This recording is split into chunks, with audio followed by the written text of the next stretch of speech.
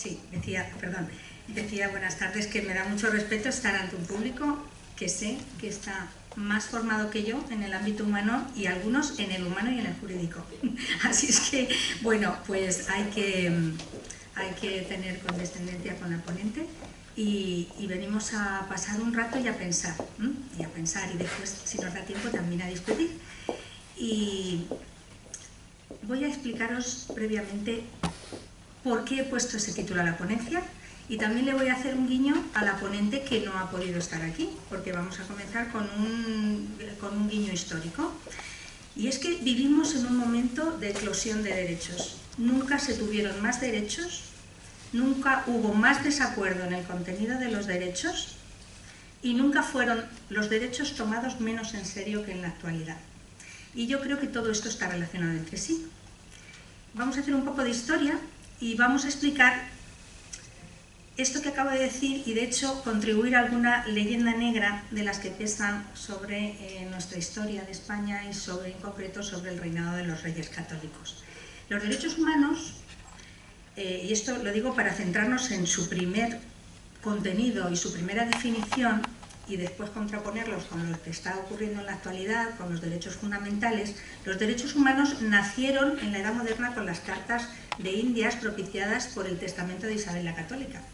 De ahí pasaron a la Declaración de Derechos del Hombre y del Ciudadano a finales del siglo XIX y de ahí pasaron después a las constituciones europeas. En esto hay consenso entre todos los filósofos del derecho, no es una idea carca, ni progre, ni roja, ni azul, es una realidad objetiva. Y mucho antes de la Declaración de los Derechos del Hombre de 1789, he dicho a finales del 19, del 18, Isabel la Católica fue la primera gobernante que se preocupó de los derechos humanos de los pobladores de los territorios que se acababan de descubrir. Determinó que seguirían siendo propietarios de tierras, que había que resarcirles de los daños que se les causaran, decía que prohibía la esclavitud y ordenó en su testamento el respeto y el desagravio a todos los pobladores a los que consideraba tan súbditos suyos y titulares de derechos laborales y humanos como al resto. Esta última voluntad de la reina Isabel la Católica, en 1504, fue el punto de arranque de las llamadas leyes de Indias, cuyo fragmento tienen en la pantalla. A título individual, también Bartolomé de las Casas primero, y la llamada Escuela de Salamanca de Francisco de Vitoria después, jugaron un papel determinante en la creación de los derechos fundamentales en todo el mundo, porque de la Universidad de Salamanca nacieron, en virtud de este testamento de Isabel la Católica y de las cartas de Indias, la formulación de los derechos de igualdad, libertad, propiedad, libertad de conciencia, derecho a un salario justo, incluso determinando que las mujeres de los pueblos de las Indias dejarían de trabajar en el cuarto mes del embarazo percibiendo su salario. Prohibición de castigos, exención de trabajos. Toda esta legislación pasa a Carlos I, que convoca en 1540 una junta en la propia Universidad de Salamanca, con Francisco de Vitoria a la cabeza, y enumera unos derechos universales que nadie podía eliminar y que pertenecían al individuo frente al Estado. A pesar de que, lógicamente, en aquella época eran de muy difícil aplicación, siguen siendo la primera declaración de derechos humanos y posteriormente pasan a la Declaración de Derechos del Hombre y del Ciudadano, como digo, y pasan al Convenio Internacional de los Derechos Humanos. Son pocos, pero son muy concretos y por ello precisamente son muy importantes. Derecho a la vida, a la integridad física y moral, a la libertad ideológica y de conciencia, a la libertad de culto religiosa, a la libertad y a la seguridad, al honor, la intimidad, la propia imagen, a la libertad de residencia y circulación, expresión y cátedra, a la libertad de reunión sin autorización previa, a la libertad de asociación sin autorización previa, a la participación en los asuntos públicos, tutela judicial efectiva y retroactividad penal, prohibición de tribunales de honor. No sé si esto les suena con algo de lo que pasa ahora, pero la justicia está constitucionalmente dirigida por igual a todos los ciudadanos. Educación y libertad de enseñanza, sindicación y huelga y petición individual y colectiva. Estos son los que son. y derechos fundamentales no hay más. Hay muchos derechos constitucionales, hay principios programáticos, objetivos, proyectos del legislador, de que todos tengamos empleo, vivienda, que accedamos al derecho a la salud, pero estos son principios programáticos y derechos constitucionales que no son derechos fundamentales del hombre y del ciudadano. Los derechos fundamentales nacieron como derechos frente al Estado, reservaban un ámbito de libertad y no se establecían como deseos que el legislador tenía que cumplir, sino como límites a su actuación. Bien, ¿qué ha ocurrido al cabo de estos siglos? Pues que hay una explosión, hay una eclosión de derechos fundamentales nuevos que se llaman derechos de tercera generación. Tenemos el derecho al olvido en Internet, derecho a la autodeterminación, derecho a un medio ambiente sano, derecho fundamental a decidir sobre el nacimiento o no de un concebido, derecho a exigir que me ayuden a poner fin a mi vida con una conducta activa financiada por el Estado, derecho fundamental a identificarme con un sexo distinto al de mi nacimiento, pero no de forma seria y coherente, sino de forma intermitente y poco definida, derecho al consentimiento informado, derecho a tener un hijo de mi pareja fallecida o incluso un hijo de mi propio hijo convirtiéndome en madre y abuela, o derecho a que se me financie un tratamiento de reproducción asistida sin tener ninguna patología en relación con mi fertilidad, sino el deseo de tenerlo sin un padre que acompañe a esa familia. Esta ampliación de derechos va acompañada también de otros rasgos de la ley que llaman mucho la atención, pero que son menos, digamos, menos visibles, son menos llamativos. Son rasgos que vemos los que nos dedicamos a aplicar o a enseñar las leyes, que son que hay cada vez más leyes poéticas, leyes que no prescriben, leyes que no regulan, leyes que son catecismos de ideología, que de repente te pones a leer y dices, si no dicen nada, no dice nada. O sea, por ejemplo, la ley orgánica 3/2007 de igualdad efectiva entre hombres y mujeres aún era un poquito más concreta, muy poco más concreta, pero ya la ley orgánica actual para la igualdad de trato y no discriminación pues dice cosas como que hay una discriminación interseccional, discriminación múltiple y discriminación por error, que no sabemos muy bien a qué se dirige cada una de ellas, y también dice algo así como que todas las personas víctimas de discriminación podrán tener los derechos de esta ley garantizados sin ningún tipo de discriminación. Y claro, pues uno dice, ¿qué ha pasado? ¿Qué ha pasado con la legislación? Otras normas que amplían el abanico de titulares. De toda la vida el ser humano ha sido el sujeto de derechos, el único sujeto de derechos. Todo lo que no es sujeto de derechos es objeto, incluidos los animales, que son bienes jurídicamente protegidos, especialmente protegidos si se quiere, pero objetos de derechos.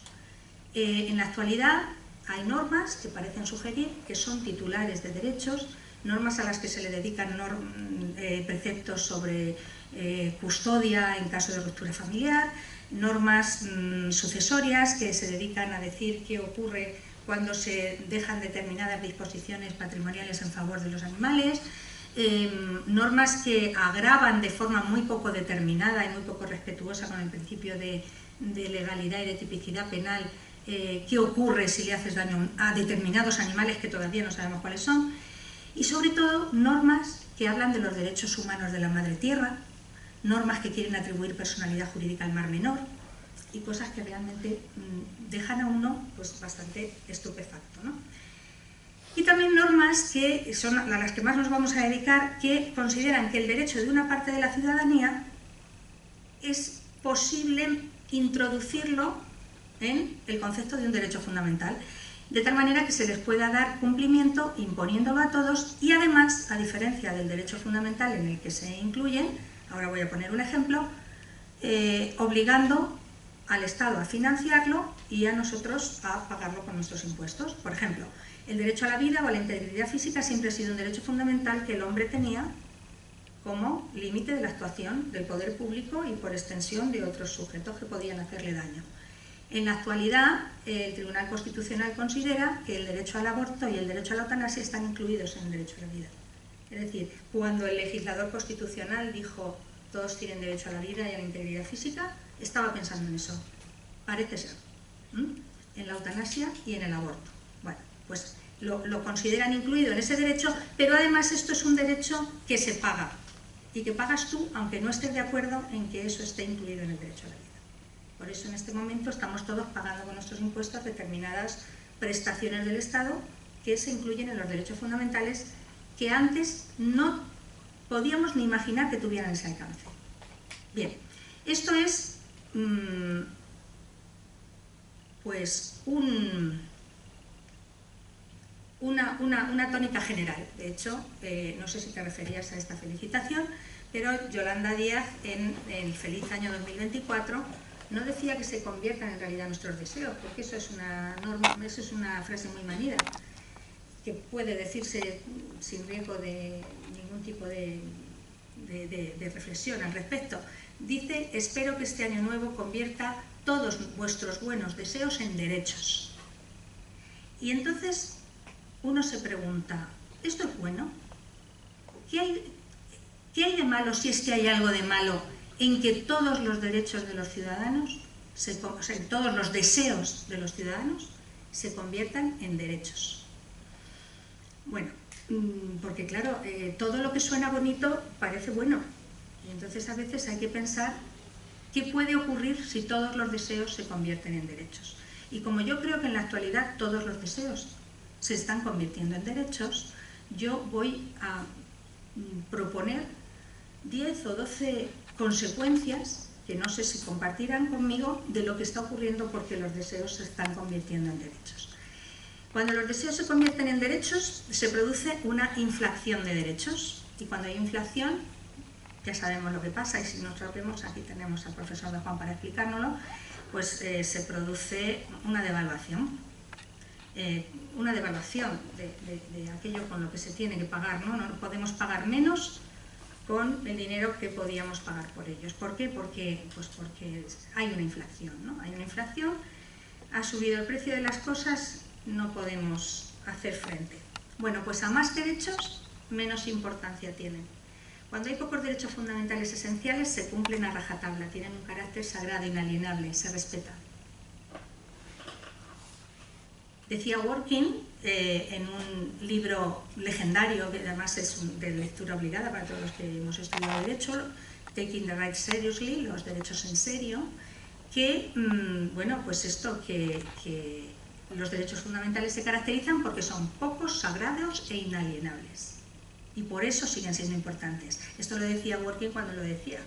Ahora, Pablo de Lora, que es ese filósofo del derecho al que el otro día el profesor Julio Banacloche se refería como un intelectual progresista que ha sido cancelado por la cultura woke por poner un punto de sentido común en la legislación actual, ha escrito un libro que se llama Los derechos en broma, la moralización de la política en las democracias liberales. Porque ahora lo que tenemos, según Pablo de Lora, y yo estoy de acuerdo con él, es derechos en broma que se dedican a moralizar. Y así, pues, pierden importancia el resto de derechos fundamentales. Las libertades educativas ya no son tan importantes. La lucha contra el adoctrinamiento en las escuelas, que fue un caballo de batalla importante a principios de este siglo, pues ahora es una cosa de obispos y de padres fachopijos y no tiene la menor importancia. También era importante la garantía del derecho a la propiedad privada y en la actualidad las normas actuales sobre vivienda protegen más a quien desea ocupar la casa ajena que al propietario. El legislador se contagia de esta devaluación y, por ejemplo, en la propia Ley Orgánica de Igualdad de Trato y No Discriminación se arranca diciendo que el principio de igualdad y no discriminación es un principio orientador del ordenamiento jurídico. Eso es como decir que el Real Madrid está en tercera, porque el principio de igualdad y no discriminación es un derecho fundamental, de primera. Pero eso lo dice el legislador orgánico de una ley que solo se dedica a eso, a la igualdad y a la no discriminación. En segundo lugar, cuando los deseos se convierten en derechos, se tiende a ascenderlos de categoría. Porque, bueno, salvo estos lapsus del legislador, se tiende a darles la mayor categoría posible para hacerlos oponibles y de obligatoria observancia para todos. Y la mayor categoría, la más protegida, son los derechos fundamentales. Y para eso se fuerza y se amplía el catálogo de derechos fundamentales. El catálogo de derechos fundamentales, como saben, es el que es. Los hemos recordado antes. Son unos cuantos. Y si se quiere cambiar, si se quiere decir que un derecho dice lo que no dice, o que ya no dice lo que decía, hay que acudir a unos trámites complejísimos y de mucha participación y de mucho control que están previstos para la reforma constitucional. Están, si se trata de derechos constitucionales, en el artículo 167, y si se trata de derechos fundamentales y de estructura del Estado, en el 168. No vamos a entrar aquí en esos trámites, pero son trámites muy garantistas, son trámites muy complicados. Se han usado poquísimo y se han usado para cosas que realmente, bueno, eran simbólicamente importantes, pero muy poco operativas, como por ejemplo hace poco retirar, con mucha razón, por supuesto, el término disminuidos de la Constitución española para sustituirlo por personas con discapacidad. Pero vamos, que se ha utilizado muy poco, pero la Constitución no la conoce, vamos, ni los constituyentes que la elaboraron, por hablar finamente. Y así lo quiso el constituyente, que quien tocara la Constitución tenía que pasar por una serie de controles, dobles mayorías, unas veces más estrictas que otras, incluso disolver las cámaras en este caso, de modificación de los derechos fundamentales. Pero no ha sido así. Cuando se pretende que los derechos se conviertan en deseos, o sea, al contrario, los deseos se conviertan en derechos, es preciso inventar un sistema para dar cabida a esa idea de derecho cajero automático de derechos fundamentales listos para llevar. Y ese invento se ha convertido con esta doctrina, la doctrina del árbol vivo. ¿Qué es la doctrina del árbol vivo? Pues la doctrina del árbol vivo es la doctrina que el Tribunal Constitucional utiliza para decir que lo que le llega encima de la mesa de esta legislatura, en concreto, porque es cuando ha empezado a utilizar la doctrina del árbol vivo, no es una modificación constitucional, no necesita el trámite de reforma constitucional, porque la Constitución es un árbol vivo al que le salen ramas, le salen brotes, y esos brotes y esas ramas las determina la sociedad. Es el sentir social, dice el Tribunal Constitucional, en la sentencia de 22 de marzo del 23, que es la sentencia que ha dicho que la ley de la eutanasia es constitucional, ha dicho que es constitucional porque al derecho a la vida le han salido brotes verdes, le han salido ramas, y una de esas ramas del derecho a la vida es el derecho a la muerte. Pero no un derecho a la muerte por misericordia, despenalizado o atenuado, como por cierto ya ocurría en el derecho español, porque estaba así previsto en el Código Penal, sino un derecho a la muerte prestacional, es decir, que tiene que prestarse, que paga el poder público, que paga el sistema público de salud y que lo pagamos nosotros con nuestros impuestos, y que los centros privados sanitarios de la ideología y titularidad que sean, pública, privada, religiosa o laica, tienen que acatar, y si sus facultativos objetan, tienen que buscar a otros para que la practiquen, porque no hay objeción de conciencia de personas jurídicas. Claro, ¿y qué es eso del sentir social? ¿Quién dice qué es el sentir social si nadie nos ha preguntado? Si no se han respetado los trámites de reforma constitucional. En realidad, decir que en un derecho fundamental ahora caben otros diferentes de los que previó el legislador es un ataque a la soberanía popular y a la integridad constitucional, porque se está modificando un catálogo de derechos fundamentales sin acudir a su trámite específico, que es el del artículo 168 de la Constitución. Vamos a ver, ¿no les parece una grandísima paradoja decir que el derecho a la eutanasia forma parte del derecho a la vida y decir que no es discriminatorio que entre los dos contextos eutanásicos que describe la ley, uno sea única y exclusivamente ser un discapacitado con grandes alteraciones o deficiencias textualmente imposibilitantes. Primero, la palabra imposibilitante está proscrita del ámbito de la discapacidad. Precisamente, decir imposibilitante es ser gravemente contrario al Convenio de Nueva York, que protege los derechos de las personas con discapacidad. Hay que hacer con una acción positiva que sean capaces de, hay que apoyar la posibilidad de las personas con discapacidad, no invitarlas a quitarse de en medio, sugiriéndoles, como nos ha dicho el Comité de Derechos de las Personas con Capacidad de la Organización de Naciones Unidas, que estábamos cometiendo una ilegalidad y una vulneración del Convenio de Nueva York porque estábamos invitando a estas personas a la prestación de la ayuda para morir como si sus vidas fueran de menor valor. ¿Alguien se ha enterado de que la ONU recriminó al Reino de España por esta ley de la eutanasia? No, porque esto ha quedado escondido en una publicación de la ONU en varios idiomas, pero no se ha dicho en ningún periódico ni se ha dado noticia de esto. Y todos esos círculos que rodean las experiencias a tener en cuenta son instituciones de muy importante calado que se han manifestado en contra del texto de la ley de la eutanasia tal y como ha salido aprobado. ¿Y no les parece una paradoja que el derecho a la eutanasia forme parte del derecho a la vida porque las personas con discapacidad pueden tener defectos imposibilitantes y que sin embargo movamos todo un aparato de modificación constitucional para eliminar el término disminuidos? A mí me parece una hipocresía institucional. La sentencia del árbol vivo hace que la ley deseada en cada momento vaya a coincidir con un brote nuevo de cualquier derecho fundamental que se nos ocurra en ese momento, porque ya no hay límites. Cualquier ley puede entrar de lleno en cualquier derecho fundamental que se nos ocurra.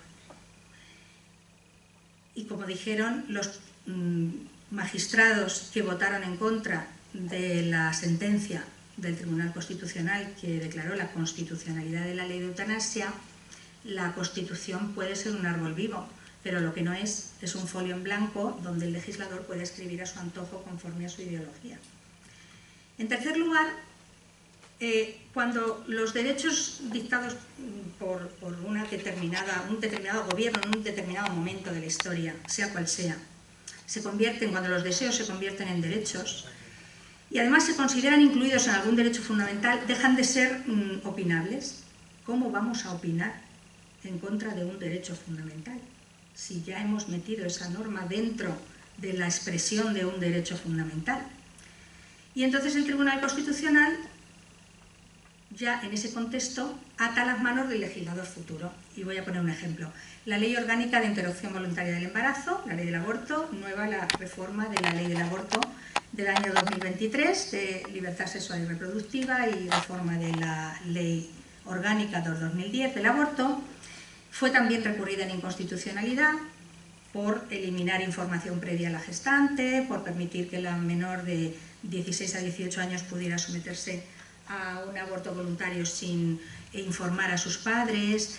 Dijo el Tribunal Constitucional en ese momento que no solo era constitucional una ley de plazos, que no tuviera en cuenta causas, simplemente plazos, sino que lo inconstitucional sería una ley de causas.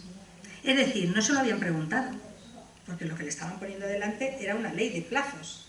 Y no se limitó a decir una ley de plazos es constitucional, porque eso permite al legislador futuro, bueno, eso es constitucional, pero lo que yo voy a hacer también lo será. No, ya ha dicho él, por si acaso hay alguna duda, que en el futuro será inconstitucional una ley de causas. Es decir, que le damos un contenido al derecho fundamental y le atamos las manos a la próxima mayoría parlamentaria para decidir que una ley contraria podría ser también constitucional, ¿no? Cuando los deseos se convierten en derechos, en cuarto lugar, se dictan leyes sectarias. Se dictan leyes que solo se regulan, solo se aprueban para un sector de la sociedad. Por eso, porque los deseos son distintos, porque los intereses personales son distintos, no se puede legislar en función de los deseos, se tiene que legislar en función del interés común. De hecho, la Constitución, en el artículo 103, dice que la administración pública debe velar por el interés general, no por los deseos de grupos o de mayorías. Por eso no se gobierna para cumplir deseos, se gobierna para velar porque en cada momento, de forma consensuada, se determine cuál es el interés general o el bien común que hay que desarrollar. No se puede gobernar, mucho menos se puede legislar, para satisfacer los deseos de una mitad de la población, en el mejor de los casos, olvidando el deseo contrapuesto de la otra mitad. Entonces, si eso es así, se dictan leyes sectarias. Voy a poner otro ejemplo que a mí me parece que es muy significativo. La Ley de la Memoria Histórica está aprobada a nivel estatal desde hace mucho tiempo. Ya sabemos que se han alzado muchas voces en contra de que solo se tenga memoria histórica de determinados crímenes y determinados asesinatos, porque húbolos en los dos bandos y aquello fue un desastre que se tenía que haber zanjado con la transición y su espíritu de conciliación. Bueno, pues en las comunidades autónomas también han dictado sus propias leyes de memoria histórica y ahora en Valencia se ha dictado una norma que no se llama de memoria histórica, se llama algo tan bonito como de norma de la concordia. Y esta norma de la concordia recupera el espíritu de la transición, se retrotrae a 1931, no a la posguerra, e incluye a todas las violencias sociales, políticas, de terrorismo y de persecución ideológica y religiosa desde el año 1931. La élite progresista ha puesto el grito en el cielo. Ya veremos cómo acaba esta historia. Pero esto es un ejemplo de ley sectaria porque no se legisla para toda la población, porque toda la población tiene memoria. Si hay que regular la memoria, hagámoslo para todos y de forma digamos, conciliadora, no de forma que se enfrente a unas personas de una ideología con las de otra. Además, en quinto lugar, convertir los deseos en derechos conlleva el riesgo de lesionar los derechos de los demás. Esto lo sabe muy bien el feminismo clásico, las feministas clásicas, las feministas de verdad, las feministas que de verdad creen que la mujer tiene que avanzar y ha avanzado en los derechos y en las ventajas competitivas que necesitaba para situarse en el lugar donde está en este momento, ha tenido que alzarse contra lo que han venido llamando el borrado de las mujeres. ¿Qué es el borrado de las mujeres? Pues que todas las conquistas que las mujeres han podido acumular a lo largo de la historia, conseguir discriminaciones positivas, es decir, rebajas en niveles de éxito en pruebas físicas para accesos a pruebas de policía o de guardia civil o de ejército o en pruebas físicas de olimpiadas o de campeonatos, medidas de conciliación laboral y familiar, ventajas a nivel de permisos por maternidad o puntuaciones por año dedicado a la maternidad añadidas a las de sus compañeros. Pues todo esto se lo ha llevado por delante la legislación LGTBI. ¿Por qué? Porque no ha sido una legislación seria y a los primeros que ha perjudicado a las primeras personas que ha perjudicado ha sido a las personas trans. Porque como no es una legislación seria, solo ha levantado ampollas y solo ha provocado disparates. Por tanto, las feministas de pro luchan contra dos cosas que yo nunca pensé que podía luchar una feminista progresista radical, que es contra el borrado de las mujeres por la usurpación de ventajas competitivas por parte de las mujeres trans, que tienen una capacidad física y hormonal de su condición de nacidas hombres, pero que ahora la utilizan para competir con ellas en el ámbito de las pruebas y de los accesos al empleo público femenino, y el vientre de alquiler, porque se trata de poner al servicio de las actuales mujeres transexuales progenitoras no gestantes el vientre de las mujeres nacidas de nacimiento, nacidas biológicamente mujeres con capacidad para gestar. Es decir, se utiliza el vientre de mujeres necesitadas para satisfacer un deseo de mujeres que quieren acudir a esa técnica, pero también de mujeres transexuales que necesitan acudir a esa técnica. Cuando los deseos se convierten en derechos, el Estado ya no se limita a tolerar. Es decir, antes, cuando era la vida, el derecho a asociación, el derecho a la libertad religiosa, el Estado no tenía que hacer un esfuerzo económico, no tenía que prestar un servicio, porque los derechos fundamentales eran límites a la acción del Estado. O sea, soy libre, soy único, soy irrepetible, soy digno y tú tienes que respetar mi esfera de libertad, dignidad, igualdad, etc. Pero ahora el Estado no se limita a tolerar, no se limita a respetar, ni siquiera se limita a despenalizar o a justificar conductas, ahora tiene que pagar. Y como Hacienda somos todos, entonces todos nos tenemos que convertir en financiadores de ese ámbito de los derechos fundamentales que se quiera interpretar. De tal manera que con nuestros impuestos en este momento se están pagando hormonaciones de menores fuera de ficha técnica, porque no ha dado tiempo a experimentar esos medicamentos y la Agencia Española del Medicamento no tiene indicación para menores en las fichas técnicas de la hormonación que se le está aplicando a los adolescentes. Pero lo estamos pagando, aunque no estemos de acuerdo. Y ya están los países pioneros en la hormonación de menores de vuelta de sus políticas de hormonación y de bloqueo puberal y de hormonación cruzada de menores, porque ya han experimentado los daños óseos y cerebrales que se producen al menor en el futuro, aparte de esterilidad y otros problemas ya relacionados con la imposibilidad de retractación de una hormonación cruzada. Pero es que el interés superior del menor es el valor fundamental de nuestro ordenamiento jurídico. ¿Qué significa eso? Que para meter la libertad sexual en los derechos fundamentales estamos olvidando el valor fundamental del ordenamiento jurídico, que es la protección jurídica del menor.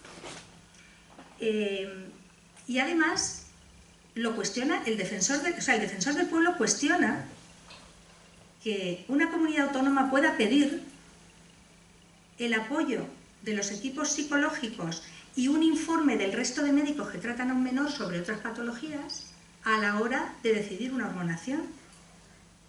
Ángel Gabilondo acaba de interponer un recurso de inconstitucionalidad contra la ley madrileña que reforma la ley trans madrileña para exigir apoyo psicológico de los equipos de salud psíquica del hospital durante el proceso. Lógicamente el menor es vulnerable, necesita ese apoyo psicológico y de hecho así lo vienen haciendo todos los equipos de transición de género en la mayoría de los hospitales españoles, como pude comprobar con mucho alivio en el Congreso de la Sociedad Española de Medicina de la Adolescencia.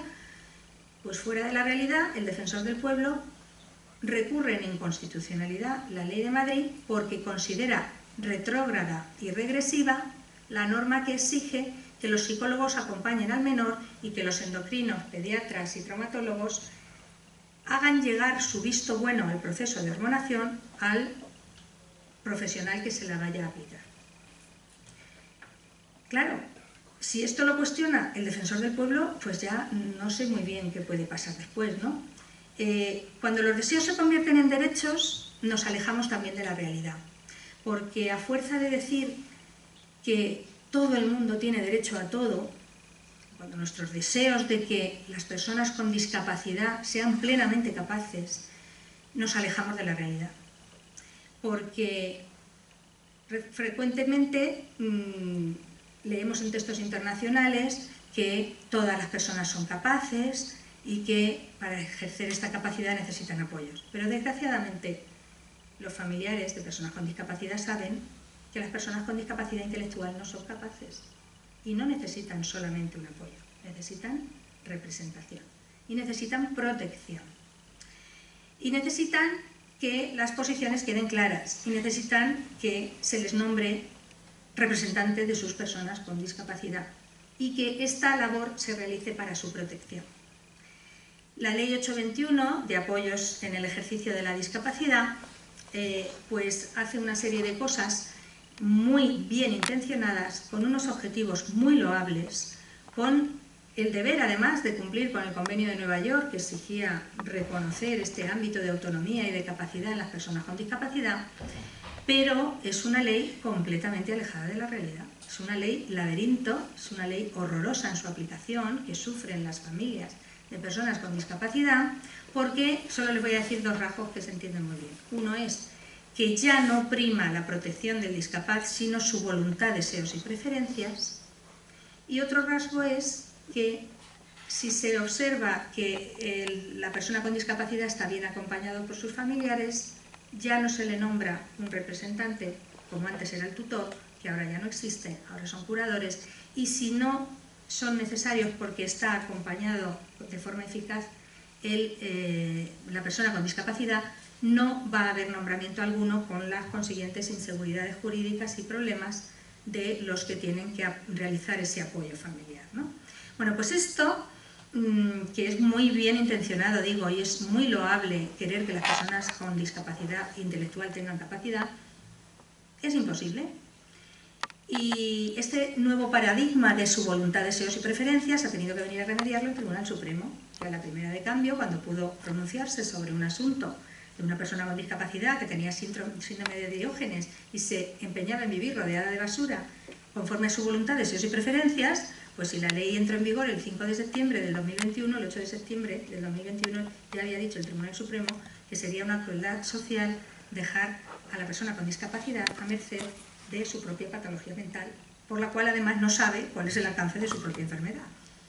Por lo tanto, bueno, pues muchas veces es el Poder Judicial el que tiene que venir a poner un toque de sentido común en la aplicación de las normas para precisamente hacer lo que no permite la ley, que es proteger a la persona con discapacidad. Y así también se han dictado después varias resoluciones en este sentido. En octavo lugar, y con esto, bueno, vamos terminando, me queda muy poquito, cuando los deseos se convierten en derechos, el derecho, que es un instrumento de mínimos, tiene que ser un instrumento de paz social, un instrumento de organización y de regulación, se convierte en una garantía de justicia, de ética y de equidad, en el modelo moral a seguir. Pretende erigirse en una tabla rasa de doctrina moral que todos tenemos que seguir, porque como responde a deseos y etiqueta esos deseos como buenos y los introduce en derechos fundamentales, pues ya se considera una doctrina moral a seguir. Por lo tanto, a veces hasta se impone a los propios sujetos que quieren o no ejercer ese derecho el tener que ejercerlo obligatoriamente. Y, por ejemplo, la eutanasia se impone en los centros privados, como he dicho, sanitarios privados, que tienen que dar esta prestación, aunque sean centros de titularidad religiosa, aunque su, digamos, su ideario de conciencia y religioso esté en contra de suministrar este servicio público de salud, que hoy es la eutanasia, ¿no?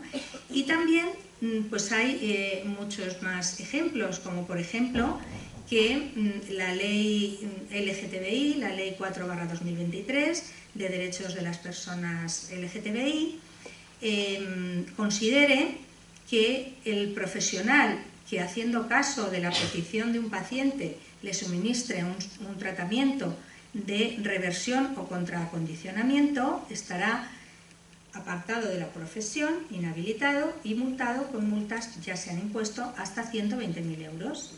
Y además dice que ello es así, aunque lo pida con consentimiento capaz y pleno el propio paciente mayor de edad. Es decir, como es bueno que tú en el pasado optaras por una identidad sexual distinta de la de tu nacimiento, te impongo que si quieres te retractes, yo te lo permito. De hecho, se permite una vez, ya la segunda hay que dar más explicaciones, pero la ley permite retractarse y volver al registro civil a decir que quiero el sexo anterior, pero lo que no permite la ley es que vaya a un profesional para ello, ni siquiera aunque yo lo pida. Esto es el contrario a la autonomía del paciente. La autonomía del paciente está regulada en la Ley 41/2002 y lo primero que dice es que toda persona capaz y libre es capaz de capaz y además tiene derecho a consentir su propio tratamiento e incluso a rehusar un tratamiento vital, pero no a pedir un tratamiento de reversión ni de contracondicionamiento. Esto no. Y también dice la ley, en el artículo 70, que los padres que no acepten o respeten, que son conductas internas, no tienen por qué reflejarse en actos de violencia, ni de que no acepten o respeten, que no acepten, lo dice la ley de violencia contra la infancia, que no respeten, lo dice la ley trans, la identidad sexual del hijo menor. Este dato será tenido en cuenta para una posible declaración de riesgo del menor con la consiguiente intervención de las autoridades competentes en protección de menores en el territorio de que se trate. En noveno lugar, cuando se crea la sensación de que todo deseo debe convertirse en un derecho, se fomenta la ilegalidad y se premia al infractor, porque se tiene más en cuenta si realmente ese colectivo o ese sujeto tenía un deseo protegido de hacer lo que hizo, a si eso estaba permitido o no. Y por ejemplo, el derecho a la autodeterminación de este señor, ¿no?, de Puigdemont, pues claro, ahora hay que amnistiarlo porque tenían un deseo de autodeterminación que podía justificar pues todos los actos de terrorismo callejero y todos los actos de traición cometidos en contra del principio de igualdad en relación con otros sujetos encausados, ¿no? Y el derecho a procrear y el derecho a la intimidad familiar es un deseo tan fuerte que está por encima de la ley española de reproducción asistida, que prohíbe los vientres de alquiler, o por lo menos declara nulo el contrato de vientre de alquiler y declara que la maternidad será la que resulte del parto. Y claro, esto permite que cuando unos progenitores llegan al registro consular del país donde han encargado el niño nacido por vientre de alquiler a inscribir la filiación de su hijo, en el registro consular español se inscriba porque, según dicen, el interés superior del menor exige ser inscrito una vez que ha nacido. Claro, se está dando cobertura a un fraude de ley e invitando a otros progenitores a que vayan a países extranjeros a hacer lo mismo, como está ocurriendo, de hecho, y además, en este caso de forma muy grave, porque el Tribunal Supremo y la Fiscalía vienen recurriendo constantemente las inscripciones y declarándolas nulas y dejándolas sin efecto, mientras que la Dirección General, dependiente del Ministerio de Seguridad Jurídica y Fe Pública, viene corroborando la validez de esas inscripciones, con lo cual los niños nacidos de vientres de alquiler, de mujeres que necesitan ceder su salud y su cuerpo para que otras u otros puedan satisfacer su deseo de paternidad o de maternidad, pues está por debajo de nuestro mundo civilizado y quiere acudir a Ucrania o quiere acudir a otros países a obtener estos niños, ¿no? Por eso, una madre abuela famosa puede serlo alquilando un útero de una mujer necesitada de dinero y fecundándose con el material reproductor de su hijo fallecido, sin tener en cuenta si eso va a satisfacer o no el interés superior de ese menor, o si lo va a confundir en los roles familiares que a partir de este momento pues va a tener que vivir. En definitiva, cuando los deseos se convierten en derechos, la Constitución, y aquí vuelvo a esto que me encanta, no lo pudieron decir mejor los magistrados Espejel, Balaguer y Arnaldos, en la sentencia de 22 de marzo de 2023 contra la ley de la eutanasia, la Constitución ya no solo es un árbol vivo, es un folio en blanco donde el legislador escribe a su antojo según su concepción ideológica. Pues nada más. Muchas gracias.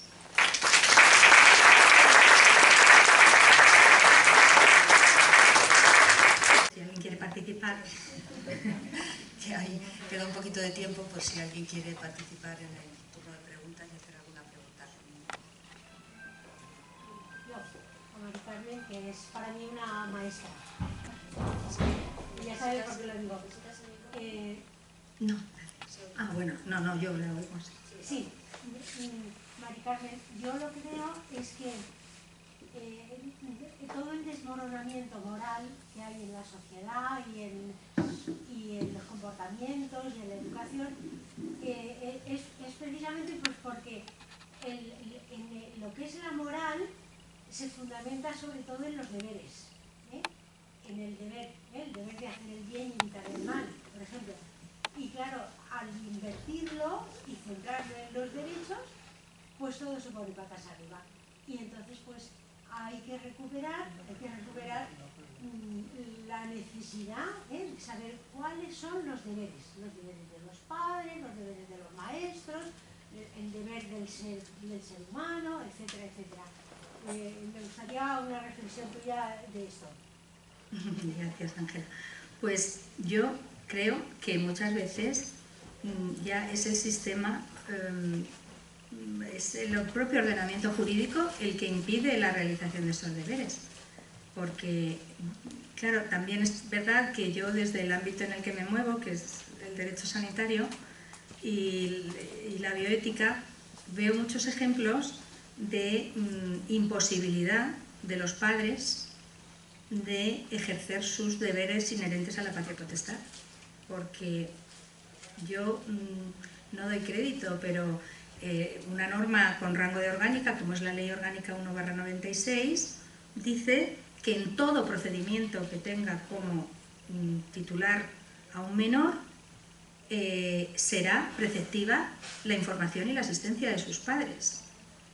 Y sin embargo, leyes de menor rango, leyes autonómicas sanitarias, leyes autonómicas de todo tipo, educativas, sobre salud sexual y reproductiva, etcétera, etcétera, pues establecen todo lo contrario, que por ejemplo, voy a poner un ejemplo nada más, y no tengo fijación con este tema, pero me parece que se ha perdido la oportunidad de legislar bien, la ley trans, la ley 4/2023, que no regula los tratamientos sanitarios, ¿vale? Esto de que va a permitir la operación, esto es un bulo, la ley no lo regula, por eso precisamente los sanitarios tienen que utilizar las normas civiles para exigir las edades adecuadas y la intervención de los padres y la negativa a tratamientos que los puedan dañar.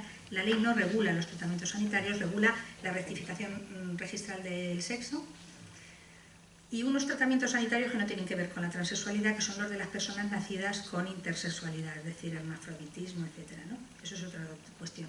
Bueno, pues en cuanto a la rectificación registral del sexo, la ley establece 3 tramos de edad, solo hay que acudir al juez hasta los 14 años, de los 14 a los 16 ya no se pasa por la jurisdicción voluntaria, se va directamente al encargado del registro civil, quien está obligado a cerciorarse de la estabilidad en el sexo sentido y que solo puede exigir la asistencia de los padres, pero el consentimiento solo lo da el menor, y que además, como los padres están allí de convidados de piedra, porque si expresan una negativa al respeto a la identidad sexual, entonces se apunta, bueno, no creo que lo apunten en el juzgado, pero lo apuntan, o sea, es un indicio de riesgo a tener en cuenta de cara a una futura intervención en el menor, pues al final se le está dejando a un niño de 14 años decidir, sin intervención, de 14 años a 16, decidir sin intervención judicial, con asistencia de sus padres, y a los 16 años sin información a sus padres. Es decir, a los 16 años se puede ir a cambiar el sexo, y aunque el cambio de nombre estaba previsto conforme a la ley del registro civil para mayores de 16, ya ha dicho la Dirección General de Seguridad Jurídica y Fe Pública que vayan todos los que quieran, que todos los que puedan cambiar su sexo pueden cambiar también su nombre. Y que una vez que cambien su nombre, para lo cual no hace falta cambiar el sexo, todas las administraciones educativas, sanitarias y de cualquier tipo tienen la obligación de tratarlo conforme a su sexo sentido, pero podrá conservar los derechos de su sexo de nacimiento. O sea, este es el panorama de los padres. Luego, yo no creo que haya que educar mucho en deberes, hay que educar a los menores en deberes, en eso sí estoy de acuerdo. Y con los mayores lo que hay que dejar es que los puedan ejercer, que puedan cumplir con sus deberes, porque yo creo que ahora no nos dejan cumplir con nuestros deberes, esa es mi idea, vamos. Bueno, felicitarte porque nos has aquí dado una visión general de todo lo que está pasando delante de nosotros, como si fuera una película de terror. Bueno, tampoco era mi intención, pero Bueno, soy optimista. A mí, y te pregunto, la impresión que me da es que esto es un golpe de Estado. Y no solamente... Sí, que digo que esto me parece un golpe de Estado. Y yo diría que va más allá. Es un golpe contra la legislación, lo que es el derecho, el Estado de Derecho, no ya contra una Constitución concreta, sino lo que es el Estado de Derecho. Es un golpe contra la racionalidad y un golpe contra el sentido común. Cada una de estas cosas, si nos lo llegan a decir hace 2 años, 5 años, 10 años, y ahí acaba la cosa, o 20, digamos, eso es imposible. Pues es posible. Y añadir un pequeño detalle que no sé si estoy en lo cierto o no. No hace falta los preceptos de la Constitución para decir esto, si quieres la independencia, tiene que reformarse la Constitución.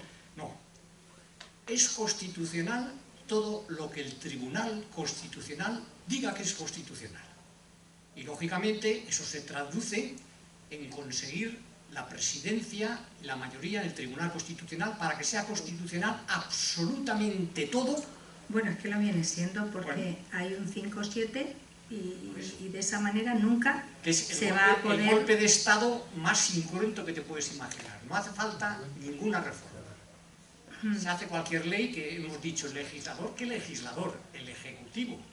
Claro, claro. Es que el problema es que, bueno, que la polarización política bajo mi punto de vista, se ha instalado en el Tribunal Constitucional. Entonces, ya no existen esos padres de la Constitución, guardianes de la Constitución. Claro, a mí algunos incluso me han dado congresos y los conozco, a Manuel Aragón, en fin, gente que ahora mismo está indignada. O sea, Manuel Aragón es ahora el adalid de un movimiento en favor del Estado de Derecho, ¿no? Porque es una pena ver a los padres de la Constitución llorando por su Constitución. O sea, por su Constitución. ¿Qué ha pasado con la Constitución, ¿no? ¿Por qué? Pues porque, bueno, es que los argumentos, que ya no son esos magistrados que decían, bueno, si los votos particulares, la verdad es que a veces da gloria al leerlos, ¿no? Porque es que han sido completísimos, porque claro, se han tenido que emplear. Pero claro, es una pena que un voto particular de una ley como por ejemplo, la ley de la eutanasia, que a mí es que me ha parecido un caso sangrante. La ley de la eutanasia se recurre en inconstitucionalidad y arguye motivos de inconstitucionalidad muy relevantes. Por ejemplo, concretamente 2 muy importantes. Uno, que a las personas con discapacidad se las discrimina y se las hace sentirse vidas de menor valor, porque no tienen una enfermedad terminal ni insoportable ni agonizante y sin embargo se las invita a morir. Y que una persona con discapacidad que otorgó voluntades anticipadas en el pasado, aunque, como ya no las puede modificar, pero se van a tener en cuenta a la hora de decidir un facultativo, pues, bueno, está en una situación de contexto eutanásico, también si tiene discapacidad y ya no es capaz intelectualmente, por así decirlo, ¿no? Competente decisoriamente, bueno, esta persona está en una situación de dolores insoportables o de incapacidad imposibilitante. Miren a ver si tiene voluntades anticipadas. Ah, pues sí tiene. Dijo que sí, que se le aplicase la ley de eutanasia en el momento oportuno. ¿Cuándo lo dijo? Hace 25 años, da igual, pero lo dijo, se lo aplicamos. ¿Quién sabe si esa persona hubiera querido esa solución en ese momento, en ese contexto? ¿Quién sabe si se hubiera retractado de haber vivido esos 25 años de forma consciente y capaz? ¿Cómo puede un tercero decidir ahora que la situación es la misma que la que se previó, ¿no? Bueno, pues quiero decir, razones muy importantes para recurrir en inconstitucionalidad una ley, y la respuesta del Tribunal Constitucional fue: respecto del argumento de la discriminación de las personas con discapacidad, no hay tal discriminación porque no se ha buscado de propósito su discriminación. Esa es la frase. Claro, te caes al suelo, o sea, dices, bueno, esto lo hubiera dicho mi hijo pequeño y lo hubiéramos castigado por falta de expresión. O sea, ¿cómo es posible? ¿Cómo es posible? Como no pienso que sean ignorantes, porque tienen sus trayectorias, entiendo que no pueden decir otra cosa que la que dicen, que tienen que decir algo. Pero es una orden, 5 o 7 y ya está.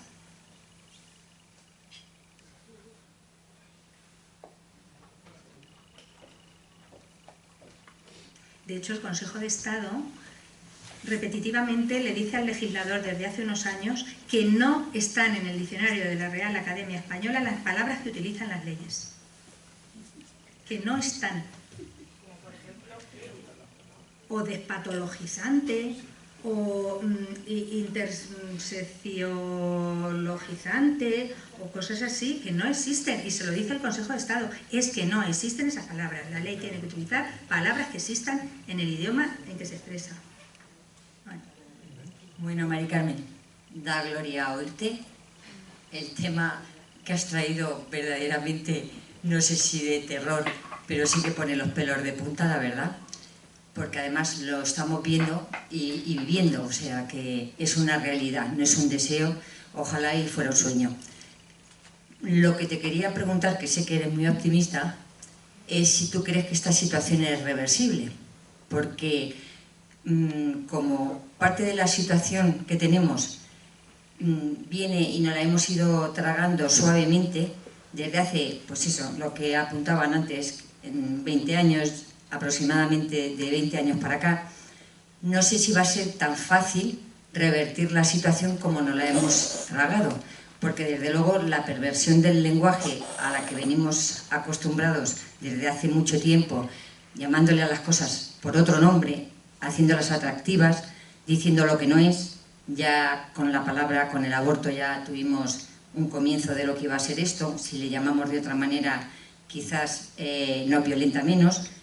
Bueno, pues hemos mirado para otro lado claramente, no estos temas socialmente que son tan importantes y que van a determinar el futuro de nuestros hijos, pues no nos han importado demasiado, a la vista está en los resultados cuando se votan, no parece que tengan demasiada importancia porque en España se vota mucho que nos saquen de las crisis económicas y cosas así, y bueno, por no hablar de los nacionalismos y demás. Bueno, y como sé que eres optimista, me gustaría saber si esta situación tan difícil tiene solución, se puede revertir. Pues creo que sí. Creo que me encanta oír eso. No solo creo que se puede revertir, es que estas últimas semanas creo que lo que se ha conseguido con toda esta falta de técnica legislativa, voy a llamarlo así, es que se toque fondo y se dé un empujón para salir con más fuerza, porque es una anécdota muy tonta, pero hace unos días escribí un artículo en una revista de opinión jurídica de notarios y tal, que lee mucha gente. Y bueno, y sería por eso, por lo que se me leyó, porque se lo lee mucha gente. Entonces, bueno, pues el caso que tuvo mucha repercusión. Y entonces empezó a llamarme gente y a escribirme gente que no me lo podía creer. Feministas socialistas históricas, filósofos del derecho que yo les he oído decir las cosas más radicales que se pueden oír, y todos, bueno, dándome la enhorabuena como si ya está bien, hay que argumentar, hay que hacerlo así, ha sido muy valiente, tenemos que hacer fuerza, el Estado de Derecho. Pero bueno, han conseguido que los extremos se den la mano y que jueguen al porro. O sea, es curioso, pero es que están consiguiendo unir a la sociedad. Situaciones que no se habían dado, están consiguiendo que se den. Entonces yo ya creo que lo siguiente es que digamos, venga, ya está bien. La broma ya, los derechos en broma ya están bien. Bueno, el propio autor del libro, Los derechos en broma, es un filósofo del derecho nada sospechoso de mojigatería, ni de conservadurismo, ¿eh? Y ahora mismo está señalado está señalado, está cancelado. Está cancelado por el sistema, porque ha dicho lo que había que decir.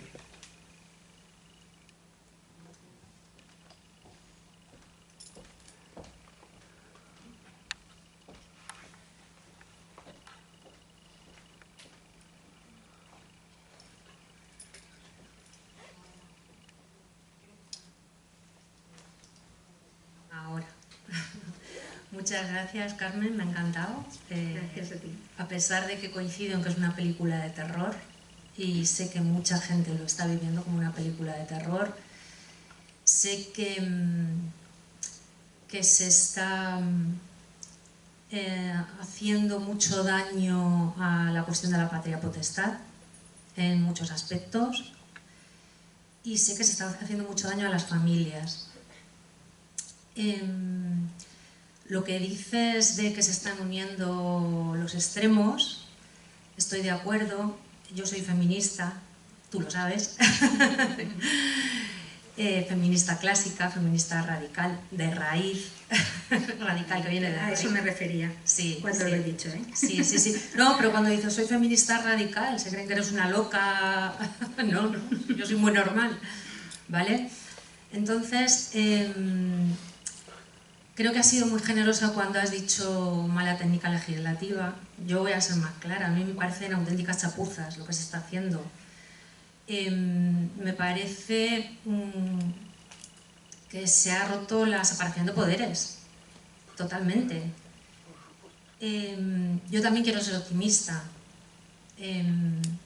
Quiero pensar que se van a revertir todas estas situaciones un poco por lo que tú dices, porque ya no es una cuestión de derechas o de izquierdas, que es lo que han pretendido, lo que se está pretendiendo polarizar cada vez más a la población, sino una cuestión de sentido común. Y en el sentido común, la gente con sentido común coincide, ¿vale? Sí que se está cancelando no solo a Pablo de Lora, se está cancelando a muchísimas feministas como Silvia Carrasco, como Amelia Valcárcel, se está cancelando a muchísima gente, muchas profesoras universitarias, porque se están enfrentando a todo este despropósito legislativo. Y ya está, solo quiero un apunte, que es, porque hablaba alguien de la perversión del lenguaje. ¿Cómo de tonto hay que ser, o cómo de incapaz, para hablar desde una tribuna de un congreso de los diputados diciendo el derecho a ser? Ser es un verbo copulativo. ¿A ser qué? Claro, un verbo copulativo necesita un atributo, y eso lo sabe cualquiera que haya pasado por la GB o por la primaria. Bueno, pues hay personas que están elaborando leyes que son así de incapaces, y que no son ni siquiera capaces de rodearse de buenos asesores. Eso es lo que a mí más también me sorprende. Y ya está. Muchísimas gracias, Carmen. Eres maravillosa. Bueno, quienes saben lo que tú haces, pues estarán conmigo en que tú sí eres útil y maravillosa. Bien, pues, ¿queréis algo más o queréis...?